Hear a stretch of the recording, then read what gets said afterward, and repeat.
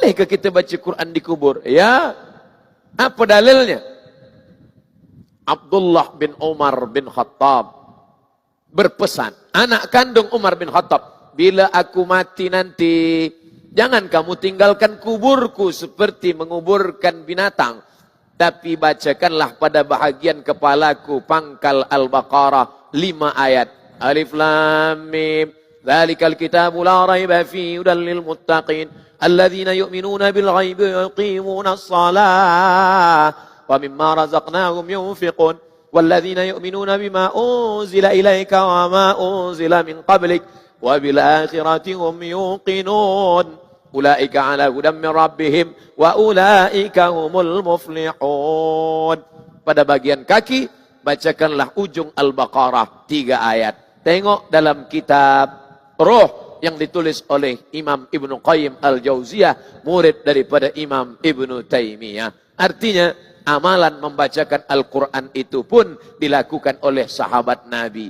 Bila hari ini ada orang berpemahaman, jangan bacakan kerana bacaan Quran tidak sampai, saya tak paksakan.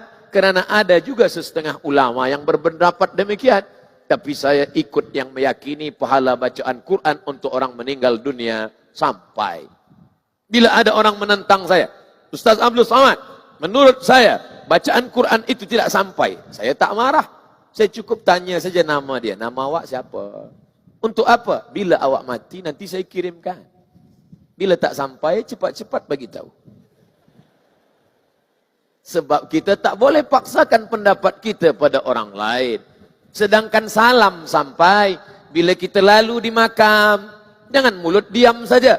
Apa yang kita ucapkan bila lalu di makam? Assalamualaikum ya ala diyar minal mu'minin wa inna insyaallahu bikum lahiqun yarhamullahul mustaqdimin wal mustakhirin nas'alullah lana wa lakumul afiyah. Panjang Ustaz, ya, itu bacaannya. Tapi kami selama ini baca pendek saja. Assalamualaikum ya ahlal kubur, jadilah daripada tidak sama sekali. Dia baca panjang, elok. Dia baca pendek, tak salah. Tak baca sama sekali, jangan. Kita doakan. Bila kita doakan orang hidup, Assalamualaikum, selamat rumahmu, selamat anak ahli keluargamu, selamat duniamu. Dia masih hidup. Untuk apa kita ucapkan salam pada orang yang meninggal dunia? Assalamualaikum ya ahlal kubur, selamat engkau daripada azab kubur. Tadi sebelum salam kita minta, Allahumma inni a'udzubika min azabi jahannam wa min azabil qabri. Binatang mendengar, makanya kadang anjing lama berhenti. Maaf, ayam lama berhenti di kubur. Seperti keheranan mendengarkan teriakan azab kubur. Apa kata Nabi SAW? Kalau kamu boleh mendengar yang aku dengar, mungkin kamu akan pengsan dan mati. Bayangkan kalau kita boleh mendengar apa yang dia dengar. Na'udzubillah, ini sengaja dipanjangkan Allah umur kita. Tidak dia dengarkan apa yang didengar oleh baginda. Supaya kita boleh hidup bekerja, boleh hidup berjamaah. Tapi bahwa kita akan mati. Apakah Abdul Somad yang hari ini tegak berdiri, lalu kemudian dia akan mati, boleh hidup kembali? Ya, dalam Yasin kita diingatkan, innama amruhu idza arada syai'an ayyaqula lahu kun fayakun. Tapi kulit sudah dimakan cacing tanah, tulang belulang akan hancur berkeping. Bagaimana mungkin Abdul Somad akan hidup tegak berdiri kembali? Datang Asi bin Wa'il membawa tulang yang sudah kering. Ya Muhammad, ayuhyi rabbuka hadzal idhama ba'dama baliya wa ramma? Apakah Tuhanmu boleh menghidupkan engkau padahal ini tulang sudah kering hancur? Apakah boleh akan hidup kembali? Nabi diam. Diam kerana dia tidak menjawab berdasarkan akal dan hati, tapi dia bicara wa ma yantiqu 'anil hawa in huwa illa wahyun yuha. Wahyu dari Allah. Datang Jibril membawakan barang jawaban. Qul, katakan, yuhyiha allazi ansha'aha awwala marrah. Katakan kepada orang yang tak percaya bahwa selepas mati dia akan hidup kembali. Dulu dia tidak ada di alam dunia, dibuat Allah menjadi ada. Selepas ada dibuat Allah menjadi tidak ada. makhluk yang pernah ada menjadi tidak ada, lalu dibuat menjadi ada kembali, maka itu semua mudah bagi Allah. Untuk apa Allah buat hidup di dunia ini? Mengapa kita hidup? Surah Al-Mulk juz 29, surah yang pertama.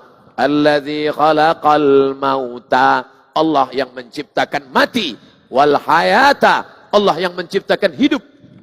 Untuk apa Allah buat ada hidup, ada mati? Liyabluwakum ayyukum ahsanu amala. Kerana Allah ingin bahwa manusia itu yang paling baik, ahsanu amala, yang paling baik amalnya. Semua akan tinggal. Topi, peci, kopiah yang paling disayang akan tinggal. Jubah yang malam ini didapat pun akan tinggal. Selama ini Ustaz Abdul Somad bagi tazkirah pakai baju putih saja. Tapi malam ini orang akan tonton. Oh, handsome-nya kata dia. Di mana nih Ustaz? Di Pulau Pinang lah. Di mana lagi? Itu baju dari mana? Dari TYT. Kehormatan, kemuliaan, kebanggaan. Tapi sampai masanya semua akan engkau tinggalkan, wahai Abdul Somad. Yang akan engkau bawa mana?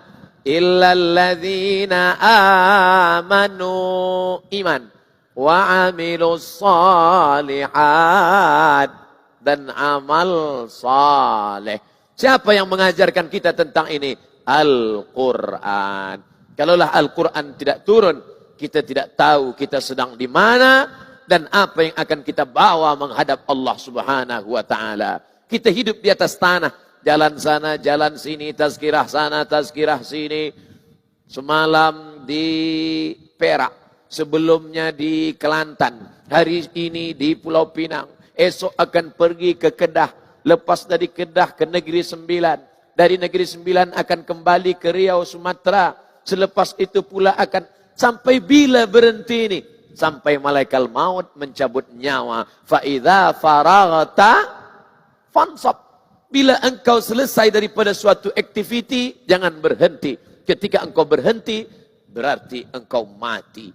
Oleh sebab itu maka selagi hayat dikandung badan, sekali ruh masih ada dalam jasad, maka kita tak pernah berhenti beramal. Orang beriman itu pandangan matanya ibadah, pendengaran telinganya ibadah, langkah kakinya ibadah, hayunan tangannya ibadah, minumnya ibadah, makannya ibadah, tidurnya pun ibadah. Tapi kalau boleh janganlah tidur sekarang. Sebab banyak juga orang dia jawab, dia semua ada jawaban. Waktu masa Ustaz Abdul Somad bagi tazkirah tadi, kenapa awak tidur? Tidur pun ibadah.